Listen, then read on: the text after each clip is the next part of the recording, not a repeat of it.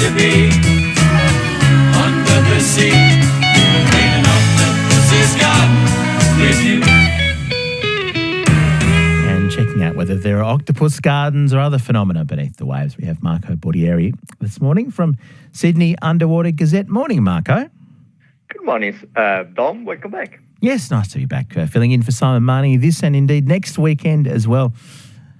One of the lovely things about this time of year, yes, okay, summer's almost over, although the hot weather is still continuing, thankfully, but ocean temperatures are just delightful at this time of year.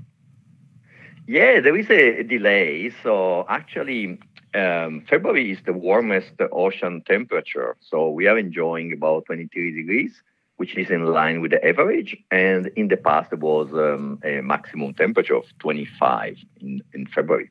Yeah, it's curious, isn't it? The lag between the air temperature and the water. Are the two directly correlated, or is it are they simply on a different cycle? Yeah, they are correlated, and it's like when you put some water on, in a pan and you heat it up. It takes time to heat it up, but then stays warmer for longer. So the warmest month for the air is January, but February for the ocean. And the coldest is July for the air and September for the ocean, which gets down to 18 degrees. And this is not just because of the temperature of the air, which drives the water, but also the solar radiation. You know, we got the solstice in December and June, the cloud precipitation, but also the East Australian current, which is currently actually very strong. If you go to the BOM or to the Sydney Underwater Gazette, there is a picture. You can see there is this layer of hot water. It's actually 27 degrees off the coast of Sydney. I mean, you have to go like 50 kilometers offshore, but the water is literally 27 degrees. So we are expecting a lot of tropical fish in the coming months. Oh, that's nice. What kind of fish? Normally we get all these tropicals, normally small fish, a full range of them. And sometimes as they say, they overwinter. It means they survive the winter and right.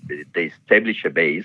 But most of them appear for a few months, and then around June, when the water gets colder, they just die and disappear. But it's always something to look forward to for the community of water enthusiasts. Absolutely. Okay.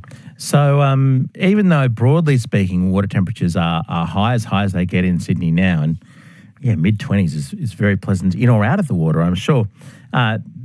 Temperatures can vary. What are some of the factors that impact that? What are some of the things that might make a particular patch of water colder than the average? Yeah, I think we all have experienced. Sometimes we go with a high expectation and the water is chilly. I went to Manly last week and it was 22 as I got in, but then as I swam around the point, went down to 19.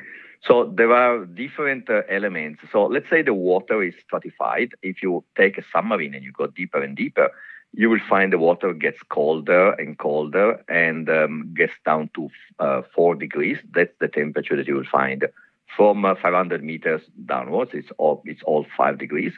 And that's due to these layers, and the layers are due to the density of the water. So the colder the water, the more salt there is in the water, it all contributes to have these layers. So everything is kind of determined and organized with the cold in the bottom and warm at the top. But then in the layer where we swim, the last 20, 30 meters, there is turbulence. So everything changes because of the swell, the wind, the tides, and also of the upwelling. You may find cold water coming from deeper, like 100 meters down, that gets pushed to the surface. Okay, and that can bring up, I guess, some nutrients, and that might mean the visibility might not be quite so good, but there might be some more fish just enjoying the food a bit further up. Exactly, that's the upwelling that brings, because of the wind pushes from north, pushes the water off the coast. That's due to the rotation of the Earth. And because of that, the water gets away from the coast on the surface, has to be replaced by water from the deep side of the ocean. And that water is full of nutrients, as you said. So it's unfortunately it's green, it's full of phytoplankton, which doesn't look good, but it's full of nutrients.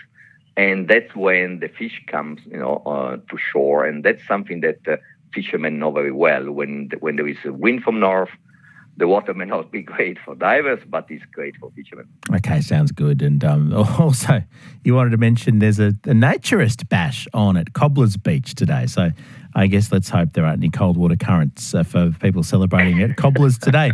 Thank you very much, Marco. Yeah, my pleasure. Have a good day. That's Marco Bordieri of the Sydney Underwater Gazette. Let's find out what's happening with the surf before we head